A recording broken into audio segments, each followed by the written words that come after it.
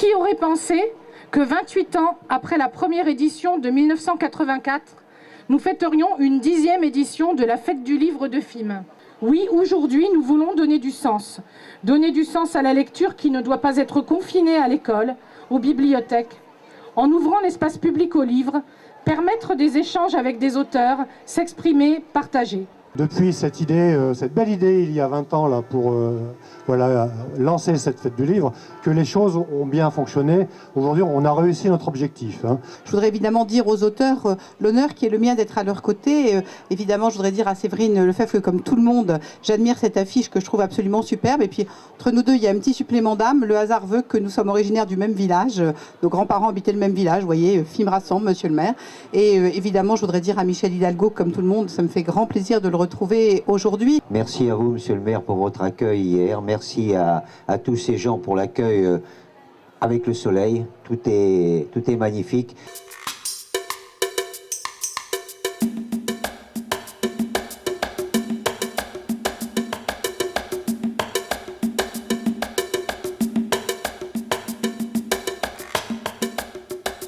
Cette année, en tout cas, c'est une excellente journée. La fête du livre est devenue un rendez-vous incontournable de tous les amoureux du livre, de la bande dessinée, de toutes les actions, les organisations qui tournent autour du livre.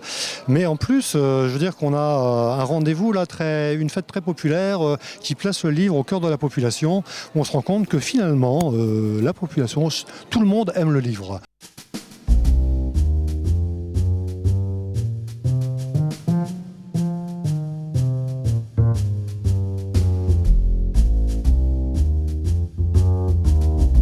Quelles sont vos fonctions, vous ?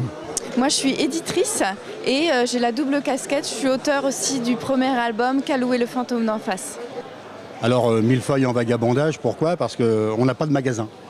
Et nous, on se déplace justement dans tous les salons, les fêtes du livre, partout où on nous appelle. Je suis au départ illustrateur et puis maintenant, disons, je me suis un peu tourné vers le livre, donc je fais le texte et puis l'illustration. Aujourd'hui, c'est la 10e fête. Et pour moi, elle est magique. Je ne sais pas si vous avez encore eu le temps de tout voir. Il y a des choses formidables cette année, encore plus que les autres années.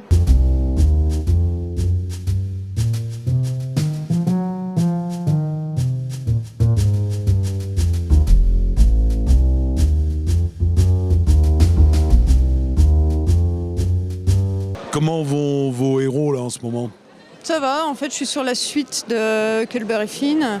Le 2 va sortir le 22 mai et là je suis sur le 3 et il y aura un 4e et la série sera bouclée. Enfin, moi ce que je vois c'est qu'aujourd'hui on a du mal à intéresser les jeunes à la lecture. Beaucoup de jeunes sont sur les jeux vidéo, devant la télé et le livre on le laisse un peu tomber. Je trouve que c'est dommage et si en tant qu'auteur on peut déclencher une étincelle pour qu'ils se mettent à lire, c'est ça qu'on va chercher à faire, à créer. C'est très intéressant, ça donne envie d'acheter plein de livres, mais bon, on vient d'arriver alors on fait le tour tranquillement. Est-ce que ça donnera envie aux enfants de lire ? Je l'espère, je l'espère.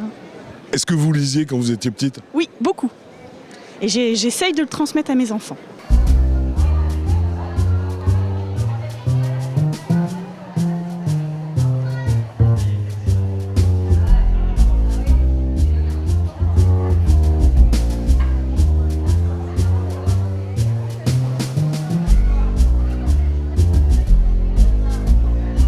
Sans les bénévoles, je ne pense pas effectivement que l'on réussisse à faire cette fête aussi bien organisée. D'après ce que les visiteurs nous disent, d'après ce que les auteurs nous disent, je pense qu'une grosse partie de la réussite repose effectivement sur les bénévoles. En la bonne ville de Fismes, virgule, au temps jadis, virgule, vivait un jeune homme prénommé Roland. Point. C'est là que sont conçus les plus beaux contes. Point d'exclamation. C'est là que sont conçus les plus beaux contes. Traversant sa joue gauche et endolori par l'effort. Point. Chez les Turcs qui utilisaient cette technique pour décorer les documents officiels, les actes de mariage, les actes de naissance, les actes de propriété. On fait flotter sur une eau dont on a augmenté la densité, on fait flotter des pigments gras. Puisqu'ils sont gras, ils flottent et ensuite on crée des motifs. Là, je suis en train de réaliser un chevron. Je vais entraîner les couleurs pour réaliser ce que l'on appelle un petit peigne. Je pose ma feuille de papier et mes couleurs n'ont qu'une seule et unique possibilité, c'est de pénétrer à l'intérieur de la structure du papier. Voilà le motif, intégralement reporté sur la feuille de papier.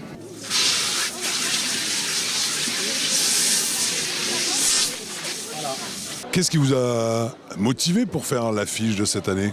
Alors on m'a demandé en fait, donc voilà, j'ai dit ok et puis c'est tout. J'ai été surprise qu'on me demande, mais c'est très bien. Est-ce que vous avez pris du plaisir à la faire ? Ah oui, énormément, oui, c'était vraiment un thème sympa et j'étais vraiment contente de la faire, ouais.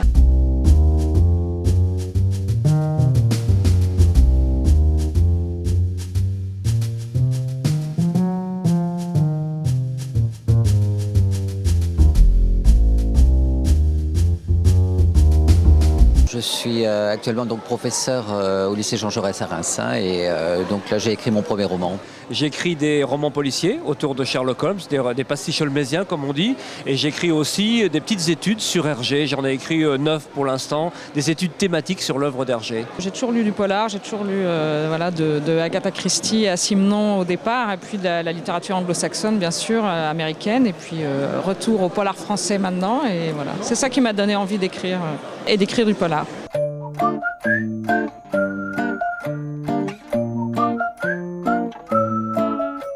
Mes 3 dernières productions sont sur la région. Reims, du pinceau à la plume, une balade à travers les rues de la Cité des Sacres. Le second, c'est la suite logique. Les escapades du cornichon. Comme chacun sait, le cornichon, c'est le Rémois, c'est son surnom.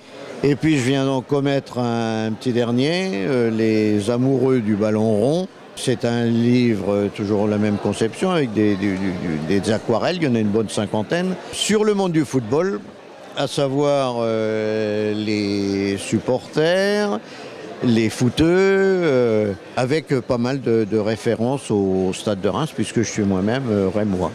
Il y a 2 livres, il y a un livre où c'est la carrière, en commençant par les petites formations minimes, cadets et juniors, et puis après il y a la carrière professionnelle, Le Havre, Stade de Reims, et puis Monaco, et puis après l'équipe de France. Donc je présente des livres différents, mais des livres où j'ai tous mes souvenirs et des grandes pages de ma carrière.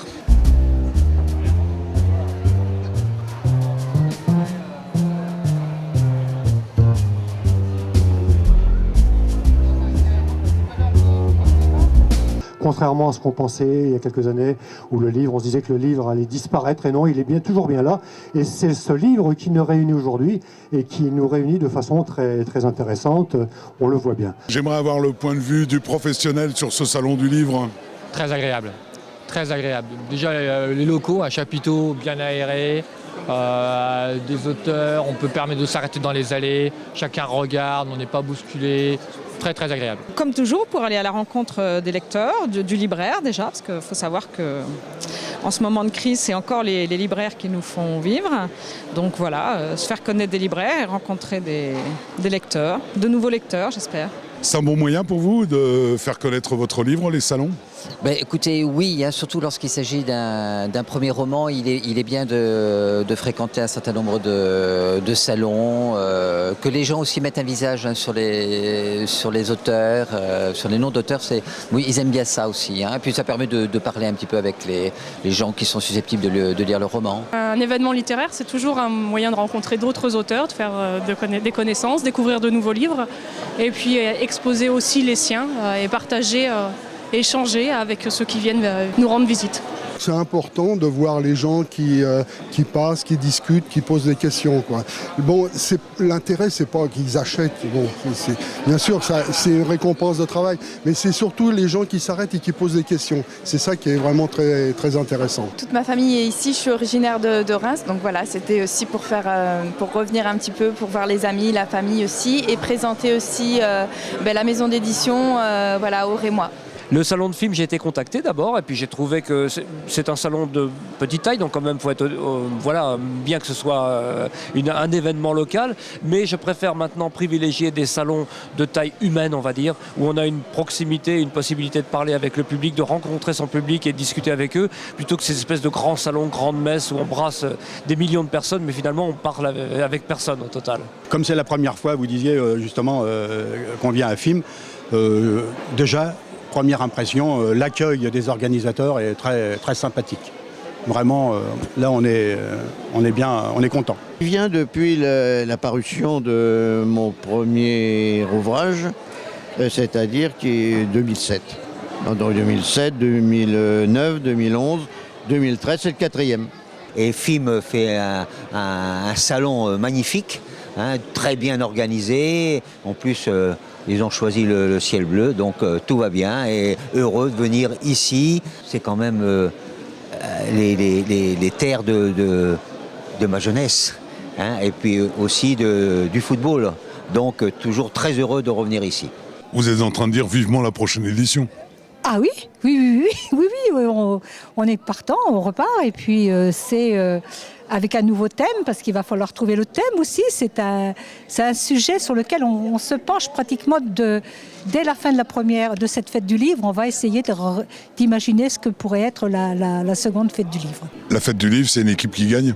C'est une équipe qui gagne et qui va continuer à gagner pendant de nombreuses années.